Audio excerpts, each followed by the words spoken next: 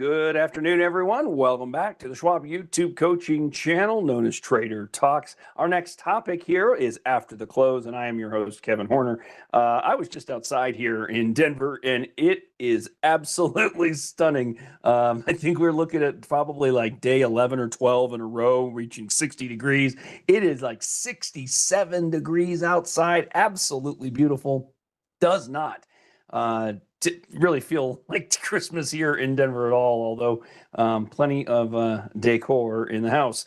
Listen, everybody, we are at what is my final after the close with you all this year. I will be out next week beginning on Tuesday, and I will miss this class, but I did want to remind you all that we are rebranding this class beginning next year. So starting in January, this class will be known as Building a Stock Portfolio.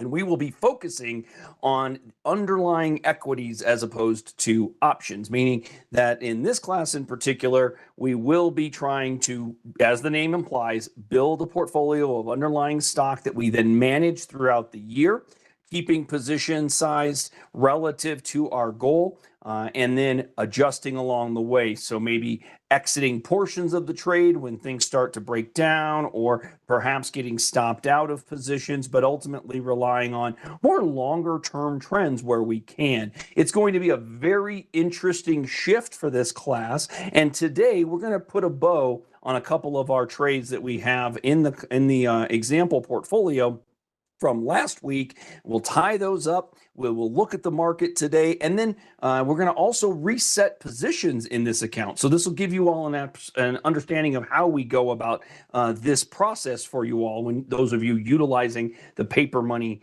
version of the Thinkorswim desktop application. So that's kind of our plan for today as we set the table for 2026, when I'll be back with you all in a couple of weeks. So with that, I do want to thank Brent Morris for being in the chat. He is going to be here with us for the session, and he'll get to comments and questions that I'm unable to, but you all know I keep an eye on the chat, so I'll be happy to hear from you, and I will absolutely want to hear from you because we are going to be looking for a couple of equities to start the January portfolio, and I do want to do that in today's class. Now, the morning class, thank you for asking, the Trader Talk will not change. We are expecting a similar, if not identical, approach into 2026. Mondays, Wednesdays, Thursdays, and Fridays with me in Trader Talk. Tuesday will remain our futures class in the morning in lieu of Trader Talk. That is the plan as we see it going forward. And for those of you who are frequent attendees of Trader Talk, thank you so much, because I love hosting Trader Talk. It is not just a way for me to share what's happening with all of you any given day. It's also a way for me to get a structure and picture of the current day and the rest of the week as well. So I love hosting that class, and I'm so glad to hear that all of you enjoy it as well. So thank you so much. Now, let's get to the good stuff for you all, since we've got a limited amount of time. I'll remind you, we would love your follow on X, Brent Moores CS and Kevin Horner CS. Great way to find us when we're not hosting classes for all of you. Don't forget to also be sure you're subscribed to the YouTube channel, because our updated calendar beginning in January will be highlighted for you there as well. So let's move to those disclosures, everybody. I'll remind you that our discussions here are exclusively informational and educational. And what we mean by that is we will not be offering up specific recommendations or encouraging a specific approach to trading the market. What we will do is review technical analysis, concepts, and strategies traders might still be looking to employ. Now, the process that we go through is just opening the door to those strategies and encouraging you to do your due diligence, build your trade plan, build your confidence for risk, know what those levels are to you, and then apply them to your own trading. So that's the real big reminder. Now, beyond that, remember that we discourage you from making your decisions as it relates to technicals exclusively off technical analysis. We do think that's a component, but just not the entirety of it. As it relates to options, options carry a higher level of risk, will not be appropriate for all investors. You do need to be familiar with the characteristics and risks of standardized options. That's a brochure and disclosure that we can offer you if you give us a call anytime. Remember that our trade desk is available to you 24/7 every day of the year. And with that, Let's get to the look at the market, how we finished up here today, everyone. We closed at 69.09, not our highest level of the day on the SPX, but it sure looks like we are dabbling with a breakout in what could amount to a Santa Claus rally. Noticing that we dropped down last week on our weakest day, the 17th, in fact, the day following our last discussion, and we closed at that low and have basically slingshotted higher from there, right? Moving up to 69.10, and basically that is our new high close. In fact, if I went ahead and put our high-low bubbles on it, you'll notice that the bubble applies back here, but that's an intraday high at 69.20. This is certainly our highest close at 69.09, coming in with this day a few weeks ago on the 11th, 69.01 was our close. So yeah, we have got a new all-time high close in the SPX. And I will remind you, as it relates to technicals, when we start talking about that lower left to upper right viewpoint, this new highs are not considered to be bearish. So we'll see how that goes heading forward, but it's a good step because we are now in that so-called Santa Claus rally window, the 23rd into the 24th. Beyond that, after Christmas, we get into the first couple trading days of January as follow-through opportunities of that so-called Santa Claus rally. We'll see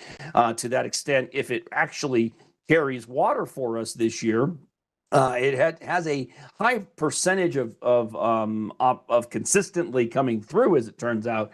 But don't forget, as we head to January, we have to worry about the so-called January effect, whereby trade and return details from the month of January can be utilized frequently to anticipate what the rest of the year might look like. So commonly, a good January leads to a good market year.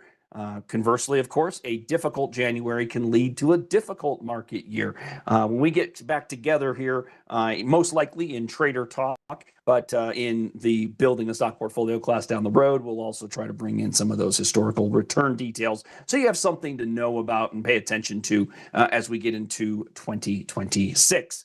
No, I do want to revisit some of these questions. Don't expect any changes as it relates to the Trader Talk sessions. This one in particular, the biggest thing I'm going to do is remain active relative to the current market. We're always going to do a brief market review for you so that we know what areas of the market we want to consider for our opportunities. That's got a lot to do with it from a trader's standpoint. So I do think that's a big part. And I see we have a survey opportunity in the chat. This one, I'm going to ask you guys to be a little more specific. Remembering that we go forward with a stock portfolio, or at least a lean towards stock portfolios, we will incorporate options periodically, but it's more likely to be through the use of a longer dated option window. So not just like a 4-week to 6-week option, but most likely months down the road, and probably months down the road with a deep in the money option contract. And the reason I say that is that it can be akin to an underlying equity position, only with lesser dollars devoted to the trade. So we'll talk deep delta, maybe even like full 100% delta. So you're getting ownership of the stock at just a much reduced rate relative to the cost it would take to own 100 shares, for example. So that's probably what we'll lean into from that way in terms of options. But so for the survey, use that knowledge and let me know what you would like to focus on. Do you guys like to see breakout opportunities?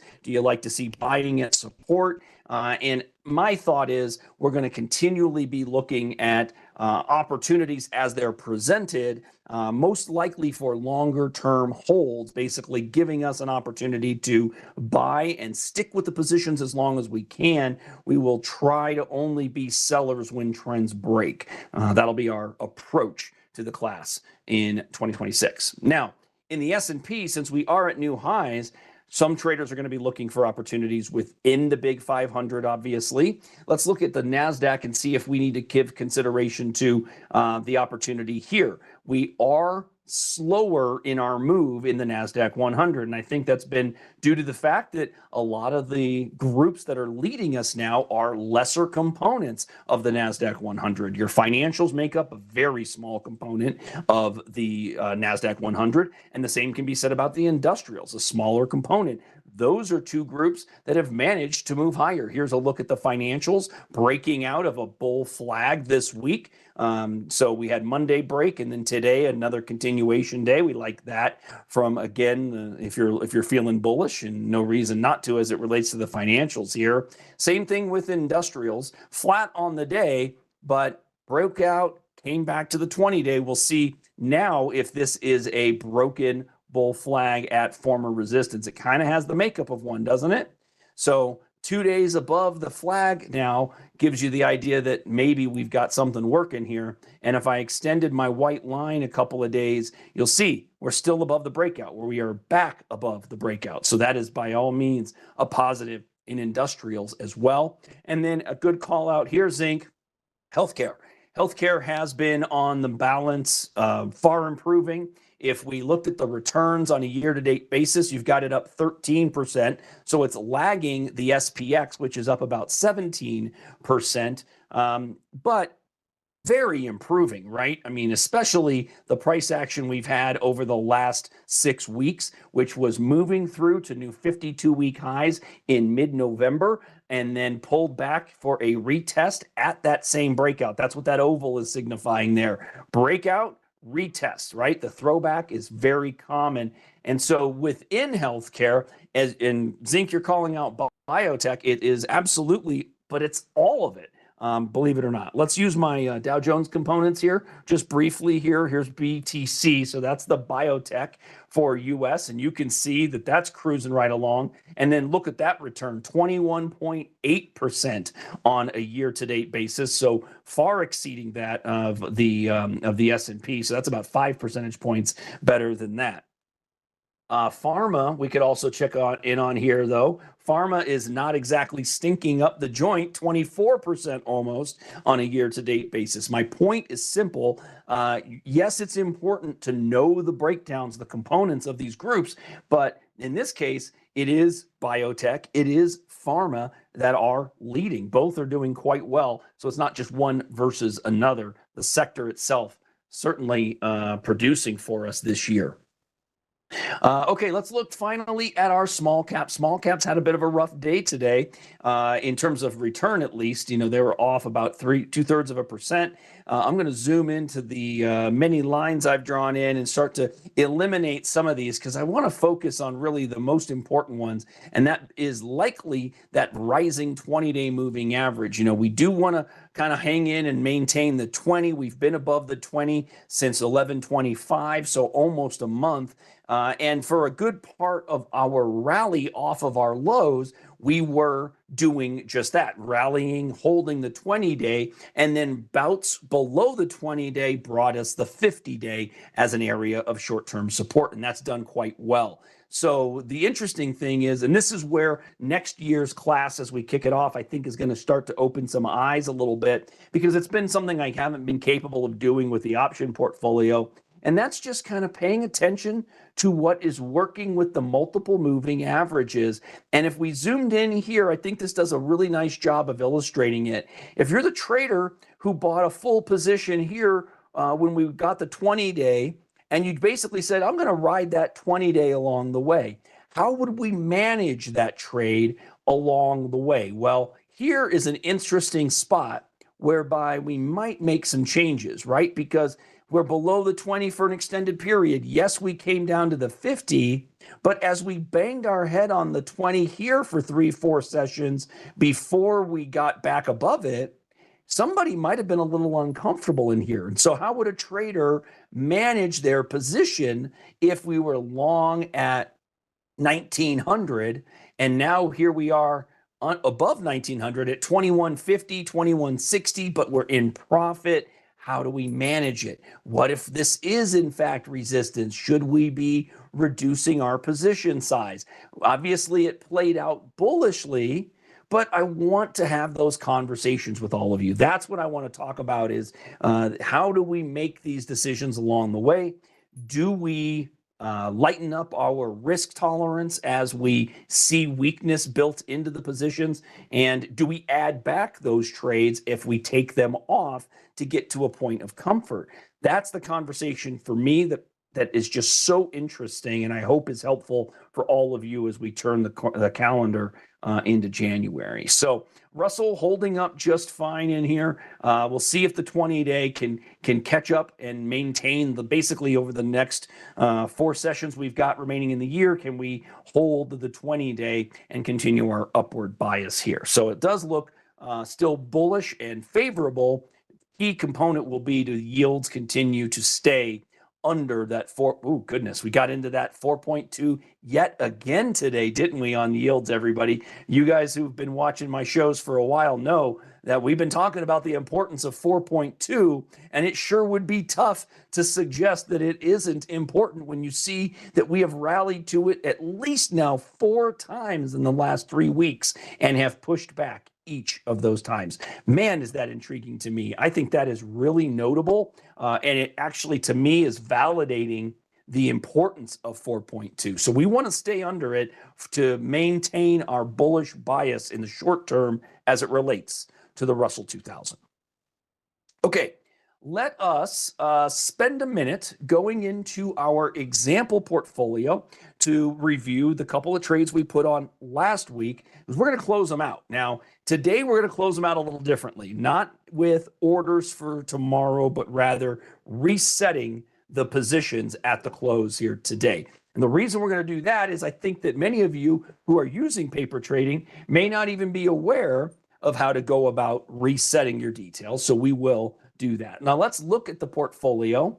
We've got 2 trades remaining here, Caterpillar and HCA. Now we put HCA on last week. It is a long call spread, a bull call spread, if you will. 480 strike on the long side, 500 strike on the short side. And our 500 call has whittled in value lower. So we've actually profited because the stock has retreated. Let's look at HCA on the chart, and I'll show you what I'm talking about. So remember, 480 by 500.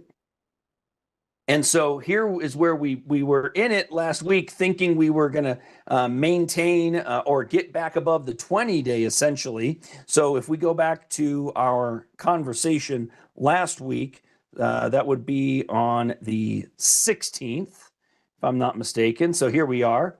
So we were thinking we were going to get something to rally us, right? Back through 480 and back above the 20-day, but we instead settled in at the 50-day, and that's the purple line here. Now, that is not a terrible development for you traders out there who might be mirroring this paper trade in your paper trade or your paper money portfolio, because if we notice, we've got time.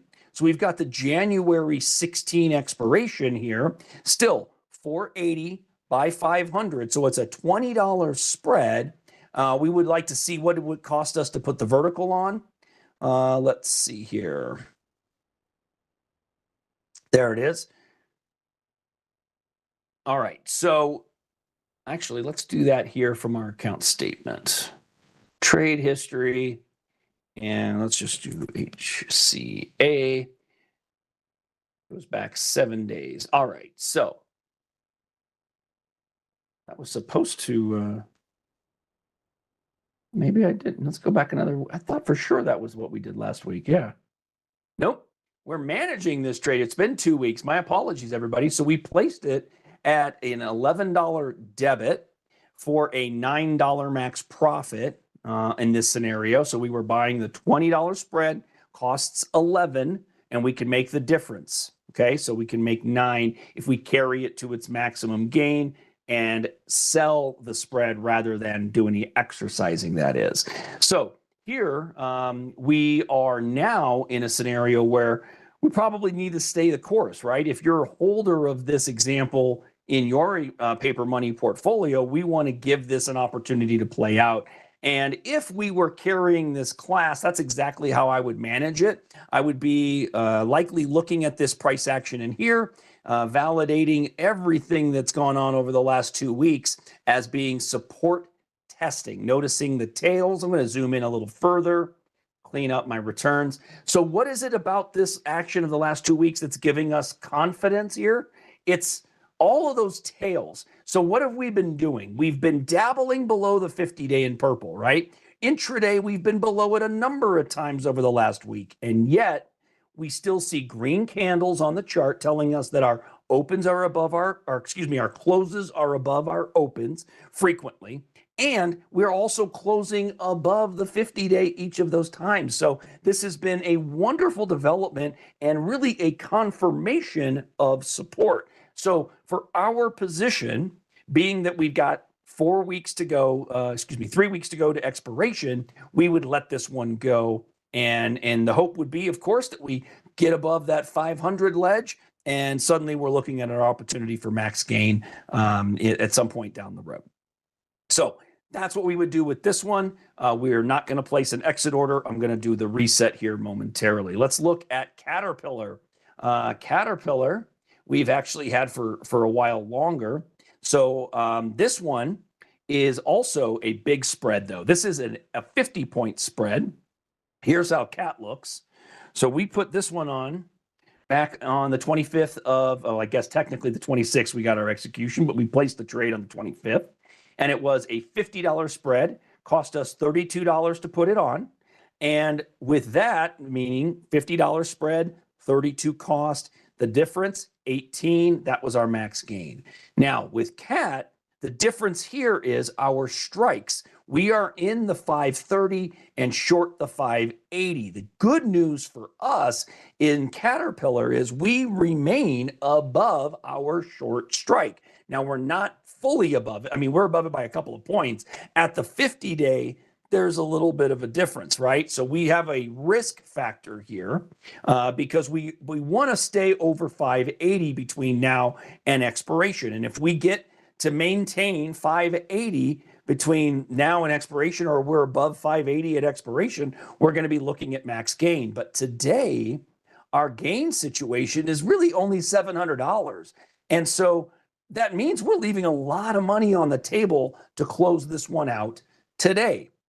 If we are still feeling bullishly about Caterpillar, then we might choose to take no action and simply allow this to play out over the coming few weeks here in the hopes of picking up that additional $1,000 to $1,100 in what is remaining here. That is all essentially time value that remains here, everyone, okay? Because the 530 call is so deep in the money, the delta on that is going to be very high, and then our 580 call is going to erode slowly. Right now, that trade value is $24 a contract almost, and it's 2 points in the money. That tells us that $18 of that is basically time value, okay? So we just need time to pass for the Caterpillar trade to work out, time to pass and Caterpillar to maintain basically that 580 level for us. That would be the ideal scenario as it relates to Caterpillar. So that's the story on our existing example portfolio. Let's clean it up.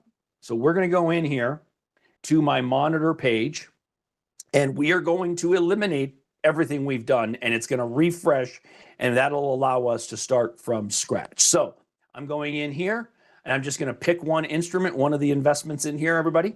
Right click, and I'm just going to tell it, reset all positions. And my expectation is that it's going to put me back to zero, okay? And so we'll see how that appears. I'm hopeful. Give it a quick yes. All right, and there we are. Zeros across the board, everybody.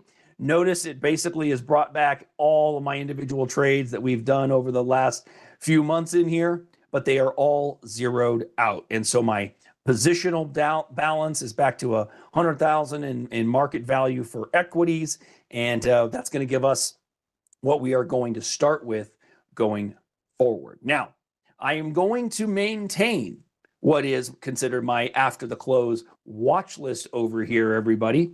And so I'm happy to move on down this list with all of you, because our goal now is, let's go ahead and put on a couple of small positions that we'll be looking at as the starting spot for January. Now, we will buy them based on essentially tomorrow's market opening values, essentially. But we are basically going to just manage them moving forward. I have a couple of positions that could be intriguing. So I'm going to take them from my developed after the close watch list, which really isn't all that structured, for the record. For some of you who've not been here, let me just explain. What I try to do with my after the close watch list is add stocks to it as they become interesting to me. And that is often from a scan that we do in this class, often from just fiddling around and going through my old watch list and what have you, and see that. I'll apply them in here. Occasionally we'll kick some things out. Like right now, I can tell you we need to kick one of these out because as we go forward, we're building an equity portfolio. It's going to be really hard to do that with bearish trades. So one of those is going to be strategy. I just got to move on. This is no longer worthy of a watch list for me in a long portfolio, and I hope you can see why. Everybody, we've got a well-defined downtrend from its peak in July of just this year. That was 5 months ago, everybody. Take a look at where we are. 66% down. Now, if nothing else, my hope is that this is a good example of precisely why traders will move on when stocks change their stripes. This was doing fine. You could see we had a double tap test of the 200-day back here, right? This was certainly an interesting spot for a bounce, and we moved to new highs. Great. Keep it until that no longer provides support. And you might be right, Zink. It could be capitulation. Maybe everything changes come January for Bitcoin and their proxies, right? That could certainly be the case. But right now, what I've got is a very clearly well-defined downtrend over multiple windows of time. So that stands out to me. I'm going to force strategy to come back to the table based on its own price action. That's what's going to matter to us going forward. Right now, if we were looking at only the 50-day, we've been below it, legitimately below it, since July 31st. We rallied in. This is a clear failure. 2 days above it did not hold. 1 day above it, 2 days above it did not hold. So there's your 50-day moving average acting as resistance. All right, so there's one option. Number two, the 20-day acting as resistance. Yeah, your bouts with the 20 have been above the 20 have been very short-lived. We were intraday above it back here on the 9th. Didn't matter.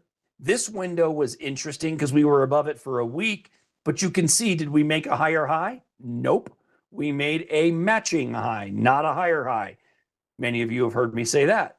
Matching highs, if we're trying to rally, matching highs, we'd rather see a higher high, right? This is precisely why. A matching high led to a lower low, all right? So continuation of a downtrend. Basically there, since October 8, you've been below the 20-day now. That is getting a little long in the tooth. That's about 10 full weeks. So that is ugly. Moving on, all right? So MicroStrategy or strategy kicking you out. No longer part of our list. But what about some of the positive ones? Apple. It's been doing pretty good. Here, I'm going to put up all my moving averages, 20, 50, 200. And then let's see about how we could look at this. I mean, our bouts below the 20 have been our opportunities to participate, and we could be in that right now. Now, the key to right now is establishing a trade that'll kick us out if we are wrong. So we need to be willing to move on if we are wrong. So what we're going to do with Apple, we're going to use this as our case study to start 2026. We're going to start an equity position. We are going to build an exit strategy that will kick us out if we traded under or made a lower low. So I am going to look at that level, this low here, which is coincident with these prior peaks. So we'll draw that at right around, let's call it 265. And I am a little bit particular with my numbers, everybody. So I like to go in and make these adjustments. So we'll call that 265. We'll call it support. That's why it's a green line. Now, there's a couple of ways that you traders could consider moving on from a newly invested Apple example trade. I'm going to zoom in and we're going to talk about those ways. So first one, you could look exclusively at the green line at 265, which I will snap a little detail on so we know exactly what we're seeing there. Oops, 265. There we go. And I'm probably going to color that properly so everything matches up. And then we're going to add or incorporate the ATR because we need to make sure that everything lines up. So option one is to take the 50-day moving average in purple, which is at 270.53. So I'm just going to make note of this. 270.53 minus the amount of the average true range. Today, that is $4.74. That gives us a level of 265.79. That tells me that I have to make a decision, okay? Which scenario do I believe in more? Am I a bigger believer in the 50-day moving average or the horizontal support? Okay, because horizontal support at 265, if I believe that 265 can hold, well, then I probably don't want to go with a stop at 265.79, right? I want to go under my support line, and I might want to go under my support line at 265 by the amount of the average true range. Again, today, $4.74. So that might make more sense. It is incumbent on us, each of us individually, to make those decisions. I just want you to be aware, you could make either one. You could make split the trade. You could do a piece relative to the ATR below the 50-day, a piece relative to an ATR below the 265 ledge. We all have our preferences. Plan the trade accordingly for your comfort and your tolerance. Let's go with a level below 265 that probably we're going to keep it nice and tight. Let's go beneath 265 by a little more than $1. So we'll go under 264 as our exit strategy. All right. And that's going to tell us our approximation of risk. So our entrance tomorrow is going to be approximately 272. In fact, we'll probably go up to 272.50 just to give us a little bit of a padded entrance order. So here's how we might step into that trade. First of all, we have to evaluate if we're buyers at 272.50 and we exit at under 264, so let's call it 263.50, for example, then we know we're risking $9 a share. So now we need to know what is our tolerance for loss. How many dollars are we comfortable losing here? So if we're comfortable with, say, $500 of maximum loss on the trade, which might be tight, by the way, for some of us. And again, I want to remind you, we're going to be just building a process. The details of that process need to be defined by each of us individually. All right. So if we can lose $500 and we are willing to risk $9 a share, well, then $500 divided by 9 means that I can own 55 shares. Now, this is not going to guarantee that if I get stopped out that I will lose no more than 500, but it's going to be working to keep it close to that number. I can't guarantee it because when we incorporate stops, or in this case, we'll incorporate, actually, we will not do a bracket. We're just going to do the stop. That'll allow us the opportunity to stick with the trade as long as possible, but it will not place a target exit above us. Then hopefully what that means is we can just keep riding the trend. All right. So here's how this might look. We'll set this up for execution tomorrow, or hopefully someday tomorrow or Friday, basically. And we'll do 272.50. And again, if it opens less than that, we will pay the lesser amount. We will not pay up to 270. We are willing to buy up to, but not above 272.50. And then our exit also needs to be good till canceled. And as I said, we like 264, but I'm going to come beneath it down to 263.50 just to match up our entrance and make our math a little easier. So we're risking $9. And then the last thing I'm doing is the number of shares. And instead of 55, I'm just going to go 50 here, everybody. So 50 shares at 272.50. Let's see what my confirm and send says. About 13,000. So that's getting a little bit more than I wanted. You know what? We're going to go down to 40 shares because I want to try and keep this at a level of around $10,000 for each of my positions. And hopefully you all saw this. I have clicked this little icon to make sure that these line up. So when I click on it, any changes I make to my entrance are then changing my exit as well. So just make sure that you're paying attention here. So what you're buying, you're setting up for sale as well.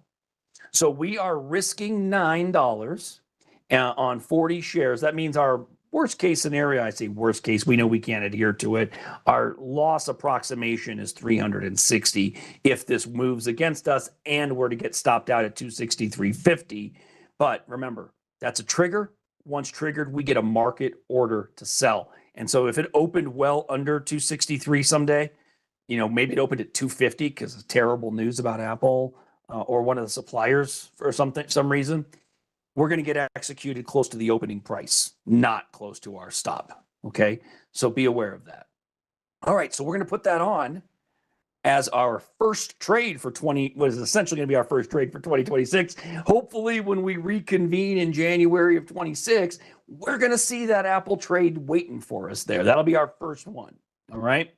Now, let's also, I had another one that stood out, but I want to hear from all of you because I've got some ideas. Oh yeah, I don't mind. Yeah, I see that. I think NBIS is on my list. Yeah, see, this is not going to work from a long equity standpoint, I'm afraid, Zank. Let's just kind of work through these. NBIS was one of those high flyers, right? Doing wonderful against the 50-day for a long time. And now we had back-to-back dojis, one day above the 20, immediately back below it, a close below yesterday's low. If yesterday is the high in the bounce, well, then today could be the first day for a reversal, right? Because we are closed below the low of our high day, the same as a hold move, only inverted. So in that case, leaves us a little bit wanting. So NBIS, not ideal for a long equity buy. Same with Cipher here, kind of bouncing into resistance, traded under the low of the high day if yesterday was the high day, and today giving you what some would call that dragonfly, or I dislike the term, this one here, but they also call it a gravestone. Gravestone commonly is going to appear at the end of the trend, but ultimately, it's not a great signal because you started out bullishly and then you finished weakly. That's not what you want to see. Same with coin. Coin resembling strategy, just not able to get out of its way. Built a bull flag that met resistance at the 200-day and then failed. And now you've got it retreating, basically making similar lows. This is actually setting up for a potential momentum move on a bearish trade to the downside. So, you know, we got to be cautious here as well, especially on the long side of things. Toast, I remember setting up as a potential bear trade. This is a little different, maybe moving into some potential resistance up above with the 200-day and the prior highs. So that could be maybe like a counter trend, quick trade opportunity for some, but it is below the 200. And so others would say, yeah, I don't even consider trades in equities that are below the 200-day. I know many a trend trader that are not keen on that. Let's see. Axon is the next one, right? They do tasers and so forth. That's not a good looking chart. We've rallied into that might be a bearish opportunity for some. You know, you got a 50-day crossing the 200 to the downside there, right? Lower highs in here, lower high here, below the low of the high day created yesterday again. Possibly more downside risk. Some of these, there's a lot of these, everybody. My goodness. Now not looking great. Those are new lows. You're hoping to hang in there. They just underwent a 5-for-1 split. Credo had a great move to the upside, and then it completely evaporated all the way back down to support, at least a level that traders are hoping is support, right? That might be support, but it's also below 20 and 50-day moving averages. So maybe this one doesn't offer as much opportunity. A lot of these, yeah, you're absolutely right, Zink. A lot of these, like 6, 7 stocks, these look like many potential bearish scenarios. Now, this one, Deckers Outdoor, could be working its way out of a downtrend, but you're below the 200. Just failed at it last week. Patience in the offing there. We did have a trade in ASTS, everybody, that closed out. This one just really stunk for us. We had a wonderful trade. We picked it up on the break of the 50-day here, and then it got thrown back. So what we did was we did a trade where we were hoping that after it broke the 50 to the upside, it would have held the 50 to the downside. It didn't, and we got stopped out. We built an exit strategy that incorporated the ATR here below the 50-day, and we got totally capsized right here. So on this day, we got taken out. It broke the 20-day as well, and now we've missed out because we didn't step back in immediately thereafter. Probably not immediately, but I would have thought that if we were going to get back in, it would have been this day here on a close above the high of the low day after a successful test of the 20-day. And now you're in a spot where you might be looking for a momentum-based trade if you can get a new high close here in the near term. So that kind of looks interesting from a standpoint, a bullish standpoint as well. And I got to call out that 20 about to cross the 50 once more. So there is a brief look at what we are hoping to do for you as we head into 2026. I don't think, Zink, we're going to have a whole lot of opportunities for bearish trades. I do think what we're going to focus on is building an equity portfolio that we maintain throughout 2026. We will add to it. We will manage it along the way. We're going to try and add new positions each week. Some will be support tests at major moving averages like the 200-day or maybe a pullback to a 50. Others might be breakout opportunities that we step into so that we can talk about how a trader might do just that. Buy the breakout with a 25% of it, for example, 25% of what you want, and then we'll see what occurs. If we get thrown back to the breakout for a test and it's successful, then maybe we look at adding.